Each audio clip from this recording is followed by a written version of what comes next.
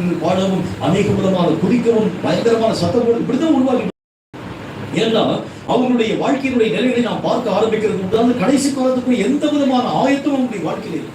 ஆனால் இனி வரக்கூடிய காலங்கள் பயங்கரமான காலங்களாக இருக்கிறதுனால வரக்கூடிய ஜெனரேஷனை எப்படி உருவாக்க வேண்டும்?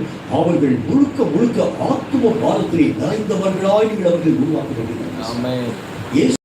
காலத்துல ஆண்டவராகிய தேவனை பற்றி ஒரு சின்ன ஒரே ஒரு லெட்டர் குறிப்பு ஒன்று ஒரு முறை நான் வாசிக்கிறேன். ஏரோது எழுதின ஒரு சின்ன ஒரே ஒரு லெட்டர் குறிப்பு என்பதை பற்றி என்றைக்கும் ஒரு நாள் நான் வாசித்த ஒரு நினைவு எனக்கு. ஏரோது ஆண்டவராகிய இயேசுவை பற்றி எழுதியிருக்கிறான். இயேசு கிறிஸ்து எல்லா இடங்களிலும் ஊழியங்களை செய்து கொண்டு கடந்து போனதை நான் அறிந்திருக்கிறேன்.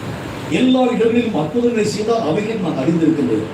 ஆண்டவராகிய இயேசு கிறிஸ்து பொருட்கள் எல்லாவற்றிலும் கூட நின்று ஒவ்வொரு விதமான மக்களுக்காக அழுதிருக்கிறார். அவைகளையும் நான் அறிந்திருக்கிறேன். ஆனால் இயேசு கிறிஸ்து ஒரு முறை நான் பார்த்ததே இல்லைன்னு சொல்லுகிறேன். அப்படின்னா என்ன அர்த்தம்? ஆத்ம பாரத்தில் முழுக்க முழுக்க நிறைந்தவராய் வாழ்க்கை வாழ்ந்தவர் இயேசு. சீக்கிரத்தை அவருக்கு நேரமே கிடையாது.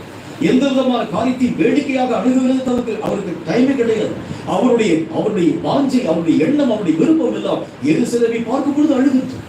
அநேக விதமான லாசருவை பார்க்கக்கூடிய நேரத்தில் கர்த்தராகிய தேவன் கண் கலங்குகிறார். ஆண்டவராகிய இயேசு கிறிஸ்துவினுடைய எல்லா விதமான ஓட்டத்தின் நிலைகளை நாம் பார்க்க ஆரம்பிக்கிறது உண்டான வேதம் சொல்லக்கூடிய வார்த்தையின்படி அவர் ஆத்தும பாரம் நிறைந்தவராகும். ஆண்டவருடைய வசனத்தை வாசிக்கிறோம். மனிதர்கள் யாவரும் மெய்யாகவே மெய்ப்பன் இல்லாத ஆடுகளைப் போல அலைந்து திரியக்கூடிய அந்த காரியங்களை கண்ட மாத்திரத்தில் இயேசு மனம் உருகினார். விதமாகும் அந்த மன உருக்கம் இந்த கடைசி காலங்களில் உருவாக்கப்படக்கூடிய அளவிற்கு வாலிபர்களை நீங்களும் நானும் உருவாக்கணும். அந்த சரியத்தை நீங்க அப்படிதான் உருவாக்கணும். இப்படி உருவாக்கினாதான் அந்த ஜனங்களுக்காக தன்னுடைய உயிரை கொடுக்கவும் அவர்கள் அச்சப்பட மாட்டாங்க. கர்த்தருடைய நாமத்தினால் அவர்களுடைய ரட்சிப்புக்காக எதையும் இழக்க அவர்கள் சம்மதிக்க ஆரம்பிப்பாங்க. ஏன்னா அந்த கடைசி காலத்துல நீங்களும் நானும் எடுத்து வைக்கக்கூடிய ஒவ்வொரு அடிச்சுவடும் நம்முடைய வாழ்க்கையிலே ஆண்டவருடைய நாமத்தினாலே ஆசீர்வாதங்களை பெறக்கூடிய ஒரு வல்லமையான ஒரு வாழ்க்கையாக அல்ல. ஒவ்வொரு நாளும் மரணத்தை நோக்கி நாம் அடிகளை எடுத்து வைக்க ஆரம்பிக்கிறோம். எந்த நேரத்தில் மரணம் சந்திக்கும் நமக்கு தெரியாது. மரணத்தை நான் என்னுடைய வாழ்க்கையில ஏற்றுக்கொள்வேன் என்கிற உறுதியோடு கூட கடந்து போக வேண்டும் என்றால் ஒரே ஒரு பாரம் தான் இருக்கணும்.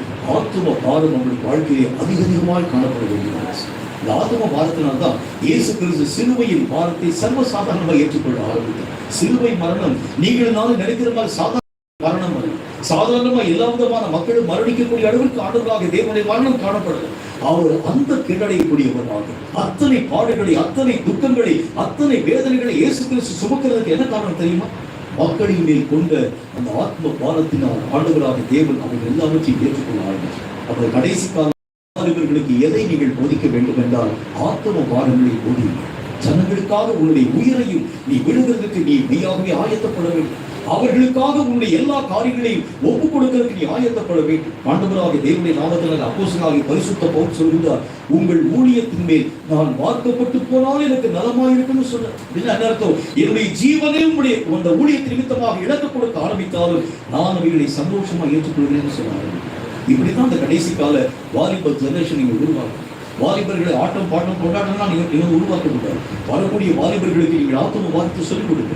இயேசு கிறிஸ்து வாழ்ந்த வாழ்க்கையை நீங்கள் கற்பிக்க வேண்டியது அவசியம். இயேசுவை போல நீ நடக்க ஆரம்பித்தால் தான் இந்த கடைசி கால ஊழியத்தை சரியான விதத்தில் செய்ய முடியும். ஒன்றை நம்பித்தால் கர்த்தர் இந்த கடைசி கால பொறுப்பை தந்திருக்கிறார்.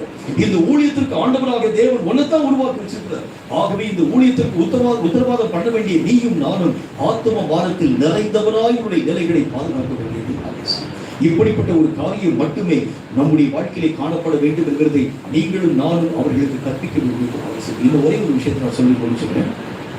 கடைசியாக ஆண்டவராகிய தேவனுடைய நாமத்தினாலே வாலிபர்களுக்கு நாம் கற்பிக்க வேண்டிய இன்னும் ஒரே ஒரு பாடம் மட்டும் நீங்களும் நானும் அடிமைகளாய் வாழ வேண்டும் என்று நீங்கள் சொல்லுவோம்.